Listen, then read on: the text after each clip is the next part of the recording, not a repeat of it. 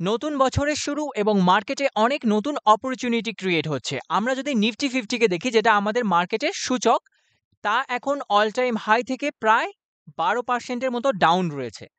এই যে ডাউন রয়েছে, এটা ভালো নাকি খারাপ? এটা 99% লোকের কাছে খারাপ, আর 1% লোকের কাছে ভালো। আমরা যদি মার্কেটের ডেটা চেক করি, মার্কেটে 99% লোক লস করে, আর 1% লোক টাকা বানায়। আর এই 1% লোকের কাছে এই যে মার্কেট ডাউনের দিকে যাচ্ছে, এটা একটা অপরচুনিটি ক্রিয়েট করছে। এটা একটা মার্কেটে টাকা বানানোর সুযোগ ক্রিয়েট করছে। এটার মানে 99% লোক যারা মার্কেটে লস করছে, তাদের পকেটের টাকা এই 1% লোকের পকেটে যাচ্ছে। তো কিভাবে এই 1% লোক মার্কেটে টাকা বানাচ্ছে, বা আমরা কিভাবে এই 1% লোকেদের মধ্যে আসতে পারি, তারা কিভাবে মার্কেটকে দেখে বা কিভাবে তারা ট্রেড করে মার্কেটে, তা আজকের ভিডিওতে আমরা স্টেপ বাই স্টেপ দেখব। এবং কি কি অপরচুনিটি মার্কেটে ক্রিয়েট হচ্ছে, সেগুলোকে কিভাবে আইডেন্টিফাই করতে হয় এবং তার বেসিসে কিভাবে আমরা ট্রেড করতে পারি, তা নিয়ে একটা কমপ্লিট স্ট্র্যাটেজিও আমরা দেখব। মার্কেটের এই অপরচুনিটিগুলোকে খুঁজে বের করা আমাদের শুরু হয় ভালো ভালো কোম্পানিগুলোকে সিলেক্ট করার মাধ্যমে। তা আমরা কিভাবে করতে পারি? তার জন্য একটা ওয়েবসাইটে চলে যাচ্ছি, যার নাম স্ক্রিনার। আমরা গুগলে এসে সার্চ করব স্ক্রিনার।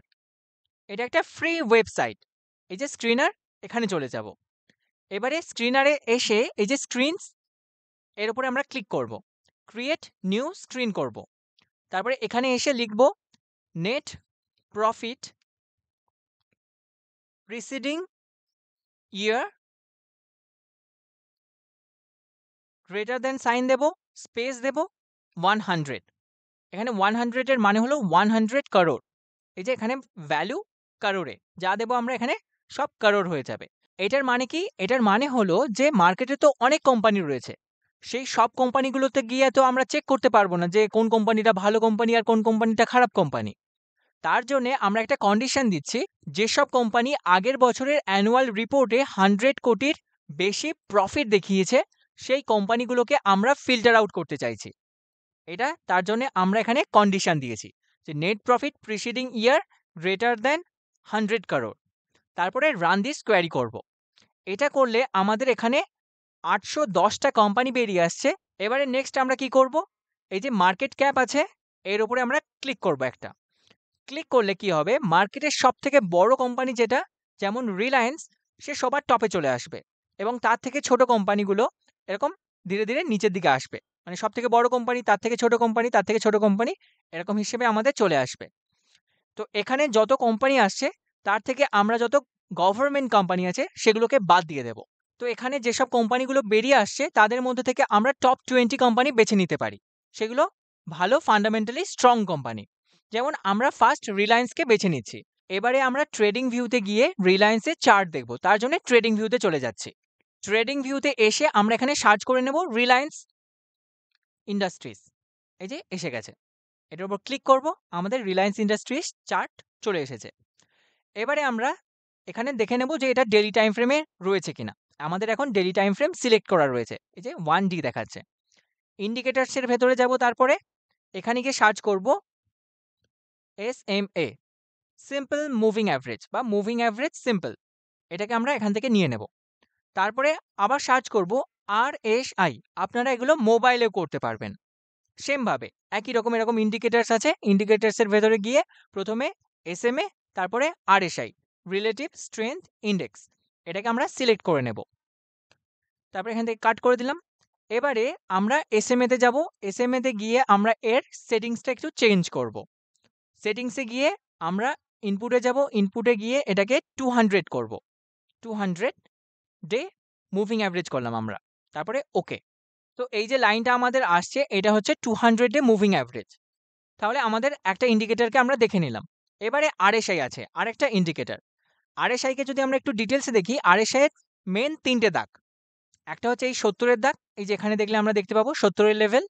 একটা হচ্ছে এই 30 এর লেভেল, আর একটা হচ্ছে এই ব্লু লাইনটা। ব্লু লাইনটা হচ্ছে RSI লাইন।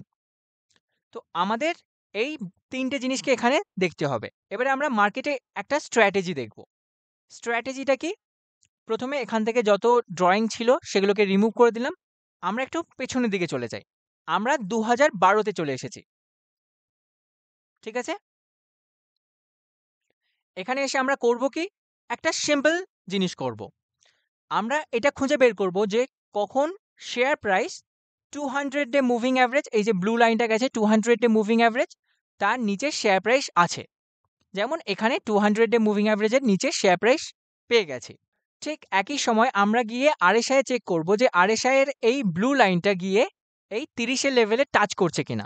যেমন আমরা যদি এই জায়গাতে দেখি, এখানে টাচ করেছে।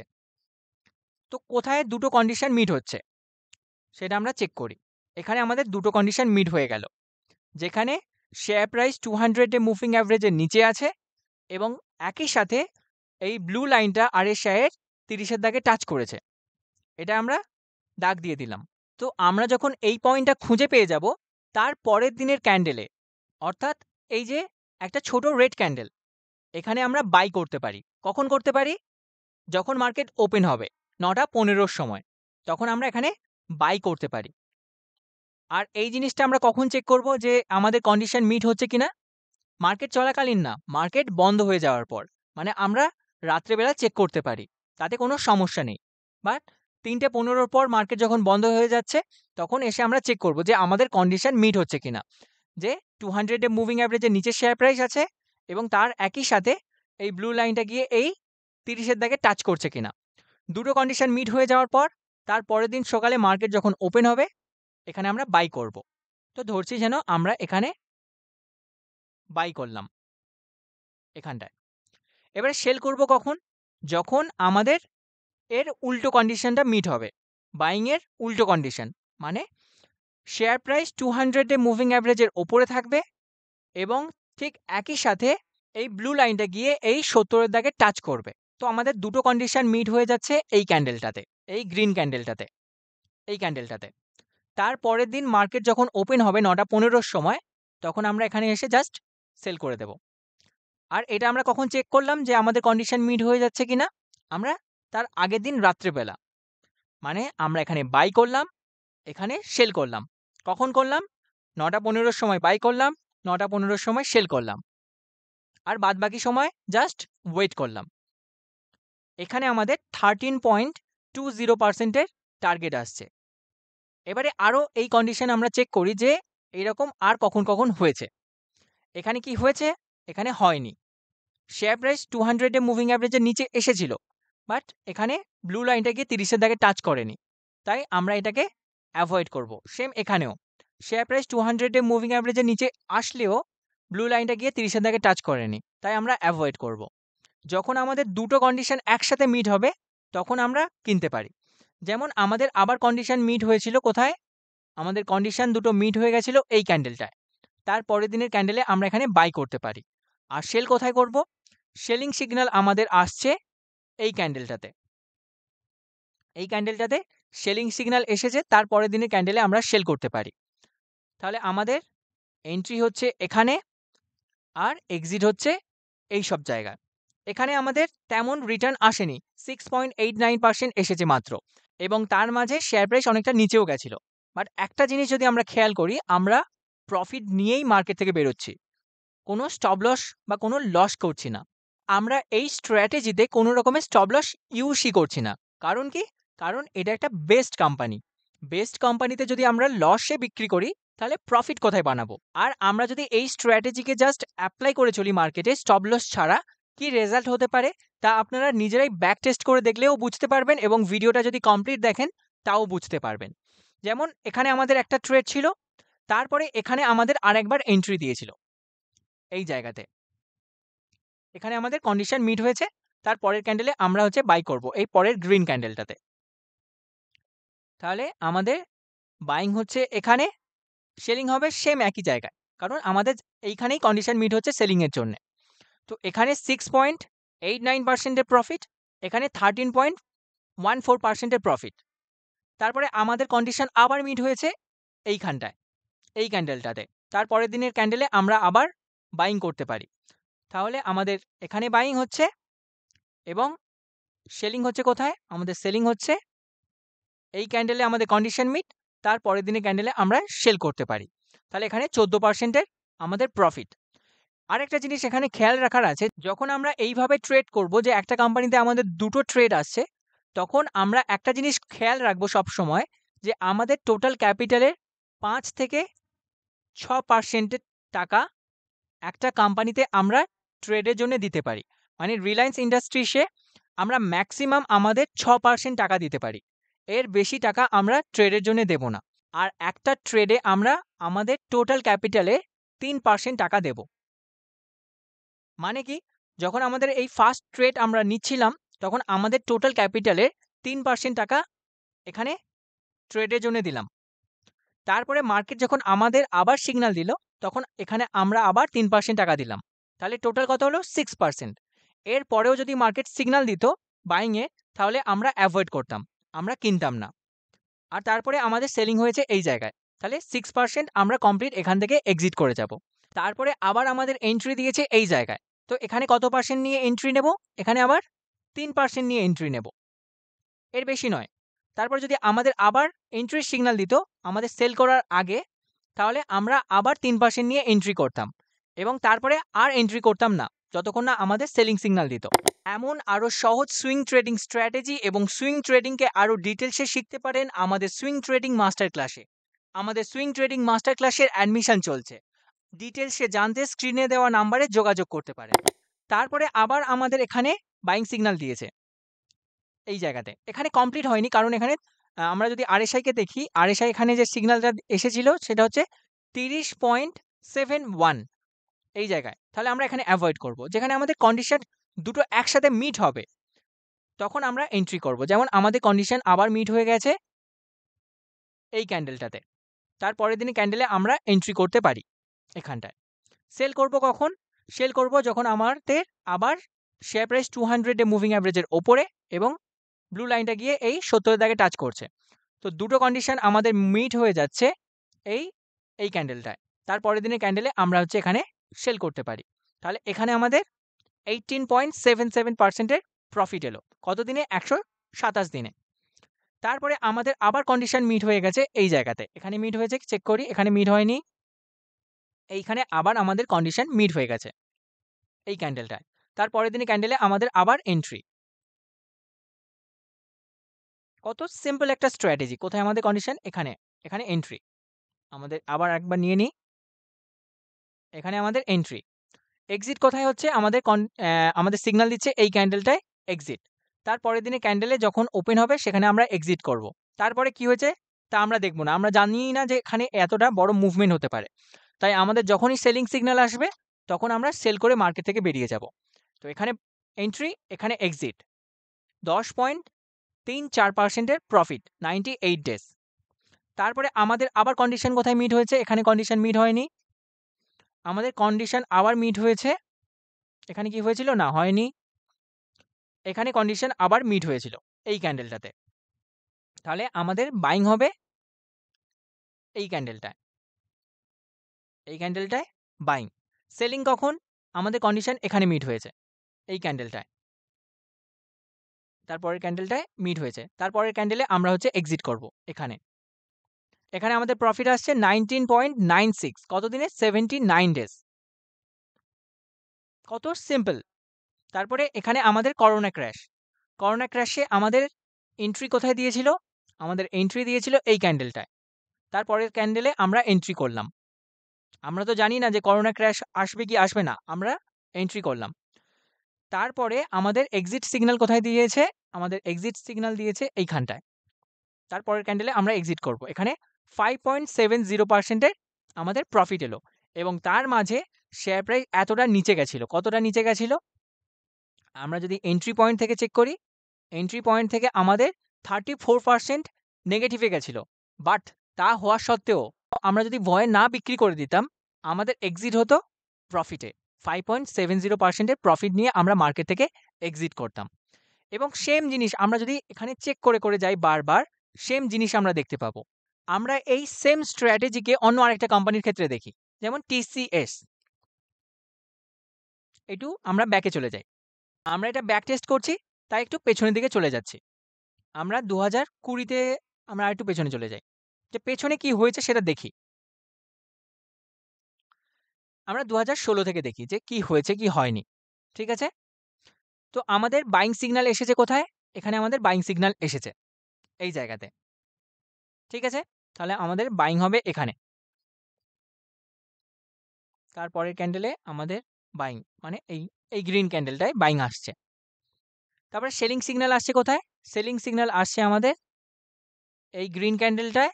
তার পরের দিনে গ্রিন ক্যান্ডেল আমরা বিক্রি করব। এখানে মাত্র 4.39% এর প্রফিট এসেছে। ঠিক আছে? তারপরে আমাদের আবার কন্ডিশন মিট হয়েছে এই জায়গাতে। কন্ডিশন মিট এখানে। তার পরের দিনে ক্যান্ডেলে আমাদের এন্ট্রি। এক্সিট কোথায়? এক্সিট আমাদের দিয়েছে মার্কেট এখানে। তার পরের দিনে ক্যান্ডেলে আমরা এক্সিট করব। এখানে এক্সিট হয়নি, কারণ এখানে 70 এর দাগকে ছোঁয়নি। তাই আমরা এখানে এক্সিট করব না। তার মাঝে আবার আমাদের এখানে এন্ট্রি একটা দিয়েছিল। তাহলে এখানে 3%, এখানে আরেকটা 3% নিয়ে আমরা মার্কেটে এন্ট্রি করছি এই জায়গায়। তারপরে আমাদের আবার এক্সিট দিচ্ছে সেম জায়গায়। একটা 15% এর প্রফিট 15.94, একটা 7.56।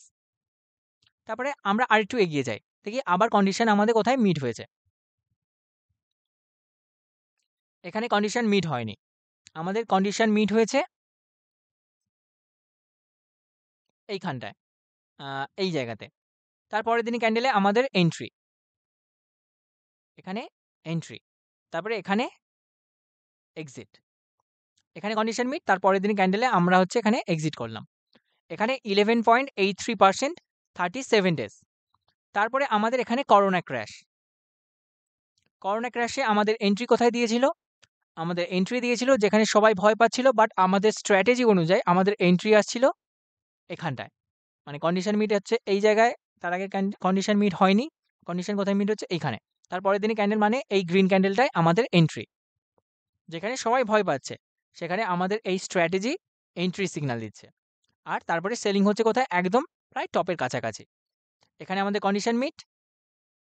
তারপরের দিনে ক্যান্ডেল অর্থাৎ রেড ক্যান্ডেলে আমাদের এক্সিট 34%। কত দিনে? 116 দিনে। তো এই জিনিসটা আমরা যত ব্যাক টেস্ট করে দেখব, জিনিসটা আমাদের কাছে আরো ক্লিয়ার হতে থাকবে। যেমন এখানে আমাদের আবার এন্ট্রি দিয়েছে। কোথায়? এখানে এন্ট্রি। তারপরের দিনের ক্যান্ডেলে আমরা হচ্ছে বাই করলাম। ঠিক আছে? সেলিং সিগন্যাল কোথায় দিচ্ছে? সেলিং সিগন্যাল দিয়েছে আমাদের অনেকটা দেরি করে। আমাদের সেলিং সিগন্যাল কন্ডিশন আমাদের মিট হচ্ছে এই ক্যান্ডেলটায়। এখানটায় যদি আমরা চেক করি, এই টপে নো প্রফিট নো লস। ঠিক আছে? তারপরে আমাদের আবার কন্ডিশন কি এখানে আবার আমাদের এর মাঝে কি কন্ডিশন মিট হয়েছিল?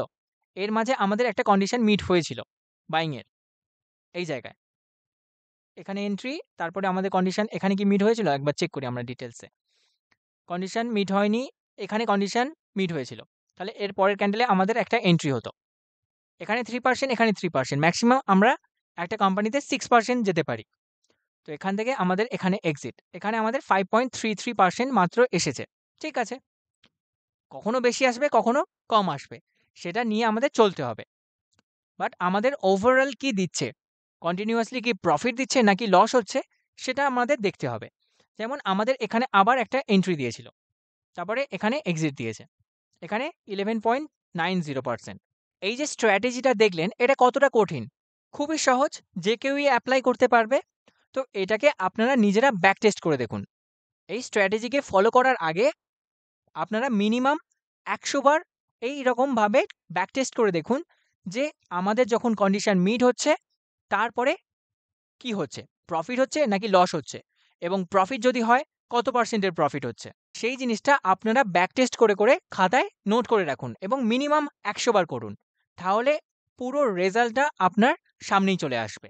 আজকের এই ভিডিওতে আমরা যেসব কোম্পানিগুলোকে নিয়ে ডিসকাস করলাম বা যেসব কোম্পানির নাম দেখলাম, এগুলো কোনো রকমের বাইং বা সেলিং রিকমেন্ডেশন নয়। এগুলো শুধুমাত্র আমরা এডুকেশন পারপাসের জন্যই ডিসকাস করছি। এখান থেকে শিখুন, নিজে ব্যাক টেস্ট করুন, নিজের সিদ্ধান্তে ট্রেড করুন। কারণ প্রফিট হলে আপনার হবে, লস হলেও আপনার হবে। আশা করি আজকের এই ভিডিওটির মাধ্যমে আপনি নতুন কিছু শিখতে পেরেছেন, জানতে পেরেছেন। আপনার যদি কোনো প্রশ্ন থাকে বা আগামী দিনে কোন টপিকের ওপর আপনি ভিডিও দেখতে চান, তা আমাদের অবশ্যই কমেন্টে জানাবেন। ভিডিওটি ভালো লাগলে অবশ্যই লাইক দেবেন। আগামী দিনে ভিডিও দেখার জন্য চ্যানেলটি সাবস্ক্রাইব করবেন এবং আপনার বন্ধু, ফ্যামিলি মেম্বার যারা শেয়ার মার্কেটে নতুন আসছে, তাদের সাথে এই ভিডিওটি অবশ্যই শেয়ার করবেন।